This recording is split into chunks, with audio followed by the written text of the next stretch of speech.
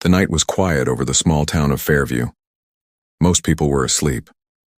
The streets were empty and only the wind moved through the trees. Deep in the forest outside the town, something fell from the sky. It was not a meteor. It was not an airplane. It was a small ship, burning and broken, crashing through the trees before it hit the ground with a loud crash. Smoke rose from the wreck. For a moment, everything was silent. Then, slowly, a door on the ship opened. A creature stepped out. She did not look like anything from Earth. Her skin was pale blue, almost glowing in the moonlight. Her eyes were large and dark, full of fear and pain.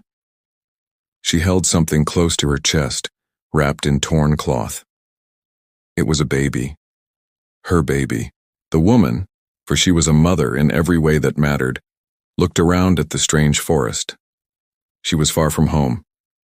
Her ship was destroyed. Her body was weak from the crash and she had not eaten in days. Every step hurt, but she kept walking, holding her baby tightly because she had no other choice. Her people had a name for this planet. They called it the dangerous world. For generations, her kind had been taught one simple rule: stay away from humans. Humans were said to be cruel, violent, and quick to destroy anything they did not understand. But now she had no ship, no food, and no medicine. Her baby was sick, growing weaker by the hour. And behind her, in the wreck of her ship, something dangerous had started a fire that would not go out. She had two choices: stay in the forest and watch her baby die, or take a terrible risk. She chose to take the risk. Through the trees she saw lights. A small house stood at the edge of the forest, its windows glowing warm and yellow. Smoke rose gently from its chimney. It looked peaceful, safe. But she knew humans could not be trusted, or so she believed. She moved closer, staying low, hiding in the shadows of the bushes near the house. Her legs were shaking, her vision was blurring. She knew she did not have much time left. If she collapsed now, her baby would have no one. She made her decision. With trembling hands, she wrapped her baby a little tighter and walked to the front door of the house. She placed the baby gently on the doorstep, on a small pile of leaves to keep it warm. She looked down at her baby one last time, her eyes full of pain. "I am sorry," she whispered. "I have no other way to save you." She stepped back into the darkness of the bushes, hiding herself from view. Her hand touched a small weapon at her side, old, alien technology, hidden under her torn clothing. If the human tried to hurt her baby, she would not let it happen. She would fight, even with the little strength she had left. Then she knocked on the door. One soft knock, before disappearing into the shadows. Inside the house, a man was sitting by the fire. His name was Ethan. He was in his 30s, quiet, and lived alone at the edge of town. He used to be a soldier, but that was a different life now. Most nights were silent for him. The knock surprised him. He frowned, expecting no visitors this late. He walked to the door and opened it. At first he saw nothing, just the dark forest and the cold night air. Then he looked down. There, on his doorstep, was a small bundle of cloth. Something inside it moved. A tiny sound came out, a soft, strange cry. Ethan's eyes widened in shock. It was not a human baby. Its skin was pale blue. Its eyes, when they slowly opened, glowed faintly in the dark. Ethan froze, staring down at the strange little creature looking up at him. And hidden in the bushes nearby, the alien mother watched closely, her hand tightly gripping her weapon, ready to attack the moment he showed any sign of harming her child. Ethan stood frozen at his door. The cold night air rushed past him, but he did not feel it. His eyes were locked on the small creature lying on his doorstep. Its skin was pale blue. Its tiny chest moved up and down, fast and shaky. Its eyes, glowing faintly, looked up at him with something Ethan understood right away: fear. He had seen that look before. Not on an alien, on soldiers, on children in war zones. It was the look of someone who expected pain. For a long moment, Ethan did not move. His mind raced with questions. What is this? Where did it come from? Is it dangerous? But then the baby made a small sound, a weak, trembling cry. Not a threat. A cry for help. Something in Ethan's chest shifted. He had spent years training himself to react to danger, to shoot first, to protect himself. But this was not danger. This was a helpless, starving child, shivering on his doorstep in the middle of the night. He knelt down slowly. "Hey," he said softly, his voice low and calm, the way he used to speak to frightened villagers overseas. "It's okay. I'm not going to hurt you." The baby's glowing eyes blinked up at him. It did not understand his words, but maybe somehow it understood his tone. Ethan gently reached out and lifted the small bundle into his arms. The baby was lighter than he expected. Too light. Its skin felt cold. "You're freezing," he whispered, more to himself than the child. He held it closer, trying to share his warmth. Hidden in the bushes, the alien mother watched everything.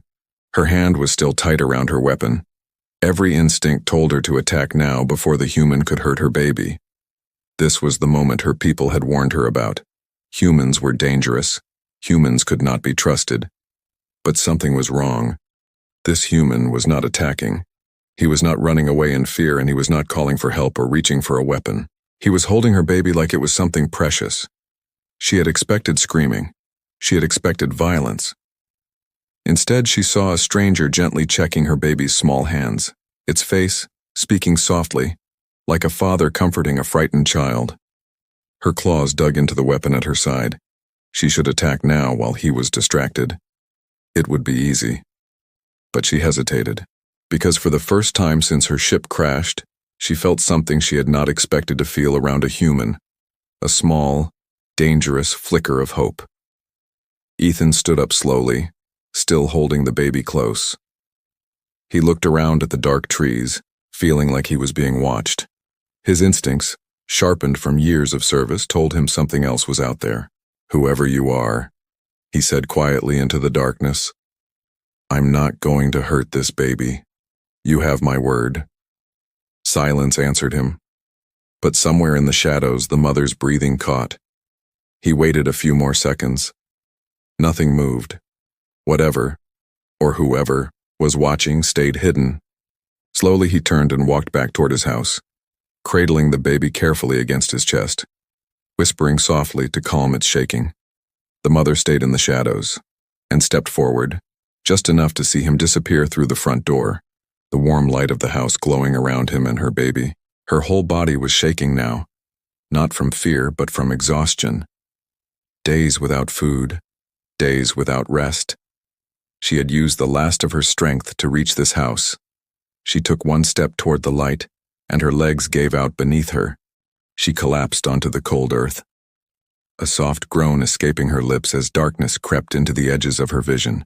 The last thing she saw before her eyes closed completely was the warm glow of the house where her baby now slept safely. Ethan laid the baby down gently on a soft blanket near the fireplace. The little creature had stopped crying now, its glowing eyes slowly closing as warmth finally reached its small body. He watched it for a moment, still not fully believing what was happening. Then he heard it, a faint sound from outside. Not the wind. Something heavier. He walked back to the door and opened it carefully, stepping out into the cold night. His eyes scanned the darkness, and that's when he saw her. A shape lay near the edge of the bushes, barely moving. At first, he thought it was an animal, but as he stepped closer, he saw the pale blue skin, the same glowing eyes as the baby, only now closed and still. "Oh no," he whispered, rushing forward. He knelt beside her. She was breathing, but barely. Deep cuts marked her arms, and dried blood stained her strange clothing. She looked like she had been running, or fighting, for a very long time. Ethan did not hesitate. Whatever she was, wherever she came from, she was hurt and dying in front of him. He could not just leave her there. He carefully lifted her, surprised at how light she was, and carried her inside, laying her down on the couch near the fire, close to where her baby slept. For the next hour, Ethan worked quickly. He had army training, basic field medicine, enough to clean wounds and stop bleeding. He didn't know if human medicine would even work on her strange body, but he had no other option. He cleaned her cuts, wrapped them carefully, and covered her with a warm blanket. As he worked, he noticed her breathing slowly grow steadier. Whatever he was doing, it seemed to help. He sat back in his chair, exhausted, staring at the two strange guests now sleeping in his living room. A baby from another world. Its mother, wounded and unconscious. And him, a man who hours ago had been sitting alone by the fire, expecting nothing unusual to happen that night. Hours passed. The fire crackled softly. Outside, the forest stayed silent. Then, slowly, the mother's eyes opened. For a moment, she did not know where she was. The last thing she remembered was collapsing near the human's house. Now, she was inside, warm, lying on something soft, wrapped in cloth she did not recognize. Panic hit her instantly. She sat up too fast, pain shooting through her wounded arms, and looked around wildly. Then she saw her baby. It was lying peacefully nearby, wrapped snugly, its small chest rising and falling calmly.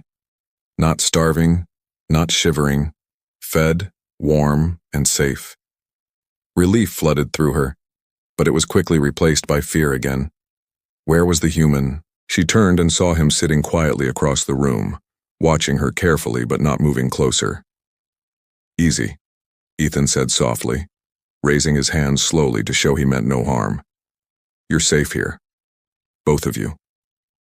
She did not understand his words, but she understood the tone. Calm, careful, non-threatening. Still, her body tensed, ready to grab her baby and run if needed. But then she looked down at her own wounds, carefully cleaned and wrapped. She looked at her baby, safe and fed. This human had done all of this, and he could have easily left her outside to die. Confusion filled her mind. Everything she had been taught about humans was being challenged in this one small room. She tried to stand to test her strength to prepare an escape, but sharp pain shot through her legs and she immediately understood the truth. Her ship was destroyed. Her body was too weak to fly, let alone run. She was trapped here completely at the mercy of this stranger.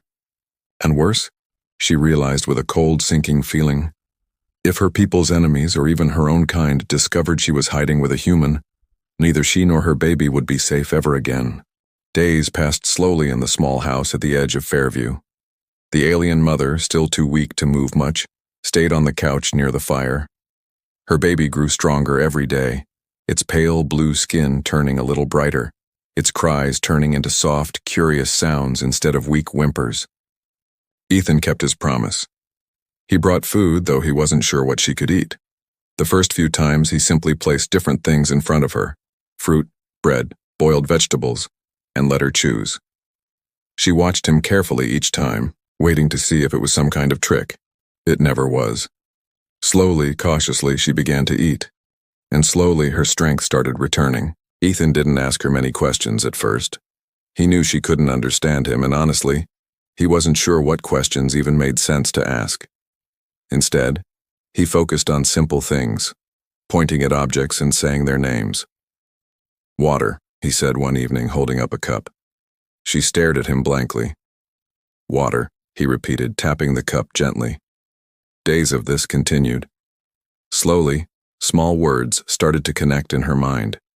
She began to understand a few simple things: water, food, baby, safe. One night, as Ethan sat feeding the baby a small piece of soft fruit, the mother watched closely from the couch. The baby giggled, a strange bubbling sound, as Ethan made a silly face at it. For the first time since the crash, the mother felt something other than fear. She realized this human had given up his bed for her baby to sleep in. He had given her his own food, even when it meant less for himself. He had cleaned her wounds without asking for anything in return. He had not once tried to hurt them, trap them, or use them. Everything she had been taught about humans, cruel, violent, dangerous, none of it matched what she was seeing. One evening, as Ethan sat near the fire, she slowly, carefully moved closer to him for the first time. He looked up, surprised but calm, and did not move away. She pointed at herself. "Kayla," she said softly, her name, spoken clearly for the first time. Ethan smiled gently. "Kayla," he repeated, then he pointed at himself. Ethan. Ethan, she said slowly, testing the word. It wasn't much, just two names shared between two very different beings, but it felt like something important had shifted between them. Over the next few days, small moments like this continued. Kayla started helping around the house even though her body was still healing. She would hold her baby while Ethan cooked, watching him move around the kitchen with quiet curiosity. Sometimes she would try to say new words he taught her, getting them wrong in strange alien ways that made Ethan laugh, and, surprisingly, made her laugh too. For the first time in a long time, the house did not feel empty. But one night, everything changed. Ethan was outside gathering firewood when a strange, low humming sound echoed through the sky. He looked up and froze. A faint light moved slowly across the stars, too structured, too controlled to be a natural object. It hovered briefly above the forest, near where Kayla's ship had crashed before disappearing behind the tree line. Ethan's blood ran cold. He rushed back inside. Kayla was already standing, her baby held tightly against her chest, her eyes wide with fear as she stared toward the window. "They found the crash site," she said, her voice shaking, the words broken but understandable now. "They are looking for me." Ethan looked at her, then at the baby, then back toward the dark forest outside. "Who's looking for you?" he asked carefully. Kayla's eyes filled with fear. "If they find us here, they will not be kind to either of us." Outside, the humming sound grew closer. The humming sound grew louder outside, echoing through the trees like a low, steady heartbeat. Ethan moved quickly to the window and looked out. Through the darkness, he could see lights moving between the trees. Small, controlled beams, sweeping slowly across the forest floor. "They're searching the ground," he said quietly. "Coming this way." Kayla held her baby tighter, her whole body shaking, not from cold this time, but from fear. "Who are they?" Ethan asked again, turning to face her. "Trackers," Kayla said, her voice low and urgent. "Sent to find survivors from the crash or to make sure there are none." Ethan's stomach tightened. "What happens if they find you?" Kayla's eyes dropped to her baby. "If they find us like this, weak, without our ship, hiding with a human, they will call me broken, compromised. My baby would be taken, or worse." Ethan didn't fully understand everything she meant, but he understood enough. Fear, danger, something bad was coming, and it was coming for both of them. "Then we hide you," he said firmly. He moved fast, grabbing extra blankets and pulling open the door to the small storage room beneath the stairs. It wasn't much, just a narrow space used for tools and old boxes, but it was hidden, and it was safe from a casual search. "In here," he said, waving her over. Kayla hesitated only a moment before climbing inside with her baby, pressing herself into the shadows. Ethan quickly stacked a few boxes in front of the space, just enough to hide the entrance without looking suspicious. The humming sound stopped. Ethan's heart pounded as he walked back toward the front door. Through the window, he saw 3 figures approaching his house. Tall, cloaked in dark material, moving with slow, careful steps. Their eyes glowed faintly, similar to Kayla's, but colder somehow. Sharper, a heavy knock hit his front door. Ethan took a breath, forced his face to stay calm, and opened it. The tallest of the 3 figures stood in front of him, studying him with an unreadable expression. "Human," it said, its voice flat and mechanical, though clearly understandable. "We are searching this area for a downed aircraft. Have you seen anything unusual tonight?" Ethan kept his voice steady. "Heard a loud crash a few nights ago. Figured it was thunder." The alien's glowing eyes studied him carefully as if trying to detect a lie. "You live alone?" "Yes," Ethan answered without hesitation. The alien stepped past him slightly, peering into the house. Its eyes moved slowly across the living room. The fireplace, the couch, a small blanket left carelessly on the floor. Ethan's heart nearly stopped. That blanket. It was the one Kayla's baby had been wrapped in. The alien's gaze lingered on it for a long moment. "You have children?" it asked.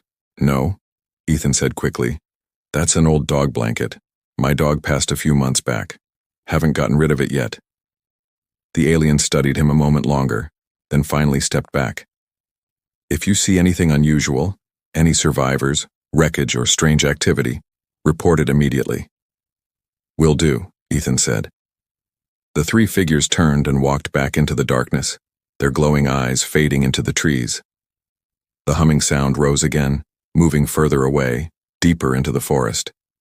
Ethan closed the door and let out a breath he didn't realize he'd been holding. He rushed to the storage room and pulled the boxes aside.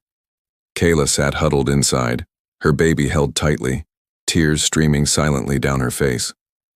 "They're gone," Ethan said softly. "For now." Kayla looked up at him, her eyes filled with disbelief and something else. Something close to gratitude. "You lied for us," she whispered. Ethan knelt down beside her. "I wasn't going to let them find you." Kayla's throat tightened.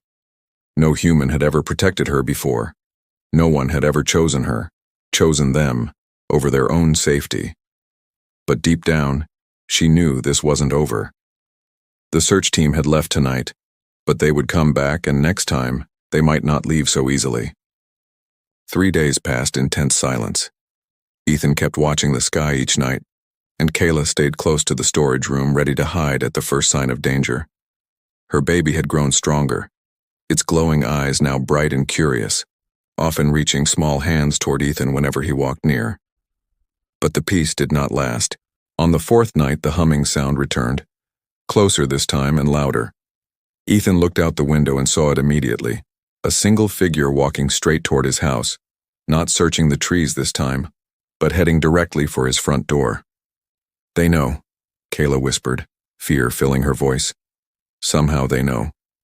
Ethan's jaw tightened. "Get in the storage room, now." Kayla grabbed her baby and rushed to hide, but this time she paused at the door. "Ethan, if they find me, they will not just take me. They will hurt you too for helping." Ethan looked at her steadily. "Then I guess I'm taking that risk." Before she could argue, he closed the storage door and walked to face the front entrance. The knock came, hard and sharp. Ethan opened the door. The same tall alien from before stood there, but this time its expression was different, colder, more certain. "Human," it said. "We detected unusual heat signatures near this house 3 nights ago, consistent with a living being other than yourself." Ethan kept his face calm. "Probably my dog again. Furnace runs hot too." The alien's glowing eyes narrowed. "You said your dog passed." Ethan's stomach dropped. He had made a mistake, one small slip, and now it was hanging in the air between them. "I misspoke," Ethan said quickly. "Wishful thinking, I guess." The alien stepped forward, pushing past Ethan into the house without permission. Its eyes scanned the room slowly, more carefully this time, stopping directly on the storage room door. "Step aside," it said flatly. "There's nothing in there," Ethan said, moving to stand between the alien and the door. "Step aside, human," the alien repeated, its voice sharper now, a low mechanical hum building from a weapon strapped to its side. Ethan didn't move. "I said there's nothing in there." The alien's weapon rose slightly, aimed toward Ethan. "This is your final warning." Inside the storage room, Kayla heard everything. Her baby stirred in her arms, sensing her fear. She looked down at her child, then toward the door. Ethan's voice on the other side, calm but firm, refusing to step aside even with a weapon pointed at him. No one had ever done that for her before. No one had ever stood between her and danger like this, not even members of her own kind. Kayla made a decision. She stepped out of the storage room, her baby held protectively against her chest, and stood beside Ethan. The alien's weapon shifted toward her instead. "Kayla," it said, recognition flashing in its glowing eyes. "You survived the crash." "Yes," Kayla said, her voice steady despite her fear. "And this human saved my life, and my child's life." He has done nothing wrong. The alien studied her carefully, then glanced at Ethan, still standing protectively at her side despite the weapon aimed at both of them. "You would defend a human?" the alien asked, confusion breaking through its cold tone. "I would defend someone who showed me kindness," Kayla said firmly, "when my own people taught me to expect only cruelty from his kind." The alien lowered its weapon slightly, its expression unreadable. For a long moment, silence filled the room. "This is against protocol," it finally said. "I should report this immediately." Ethan stepped forward slightly. "Then report it. But she stays safe and so does her baby. That's not negotiable."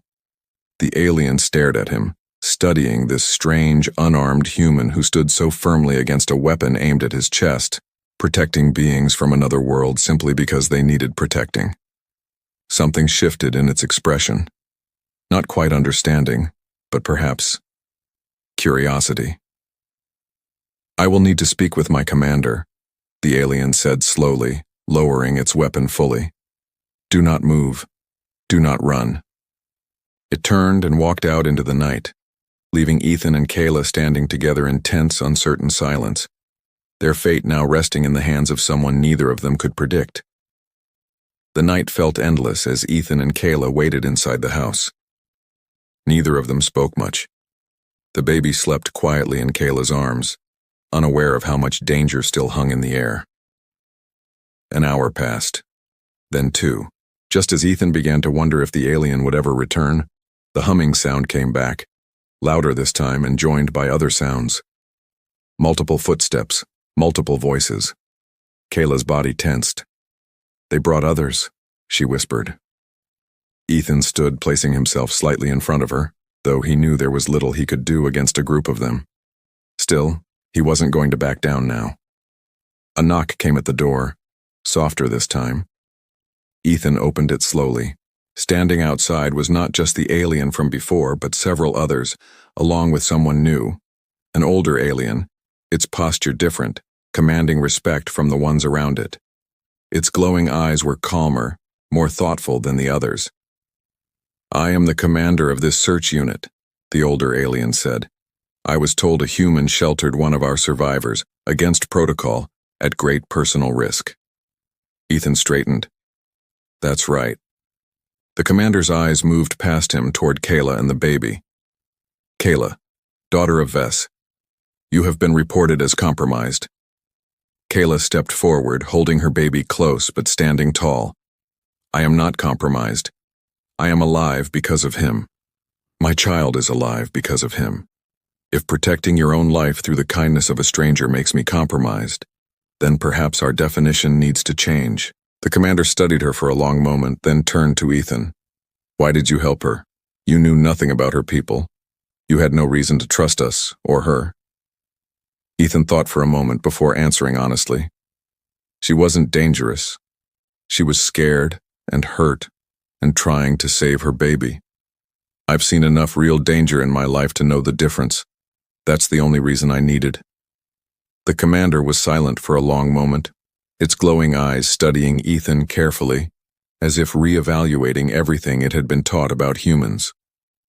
"Our people were told humans destroy what they do not understand," the commander finally said. "Yet you protected what you did not understand without hesitation and without gain for yourself." "Maybe your people were told wrong," Ethan said simply. Another long silence stretched between them. Then, slowly, the commander lowered its weapon completely, gesturing for the others to do the same. "This will be reported differently than expected," the commander said. "Kayla will not be marked as compromised. She will be marked as a witness, proof that not all humans match old warnings." Relief flooded through Kayla's chest, tears filling her eyes as she held her baby tighter. The commander looked between Ethan and Kayla one final time. "Her ship is destroyed beyond repair. Returning home will take time, resources, permissions, arrangements. Until then, she has nowhere to go." Ethan didn't hesitate. "She can stay here, both of them." Kayla looked at him surprised, her eyes glistening. The commander nodded slowly. "Then it is settled." It turned to leave, pausing only once more. Human, what you did tonight will be remembered by our people, whether they believe it or not. With that, the search team disappeared back into the darkness, their humming fading into silence, leaving Ethan and Kyla standing alone once again. But this time, without fear hanging over them, months passed. Kayla's wounds healed fully and her baby grew stronger every day, learning to smile, to laugh, to reach for Ethan's hand whenever he sat nearby. One quiet evening, as Ethan sat by the fire, the baby crawled toward him, giggling softly, and reached up with tiny hands. Fa,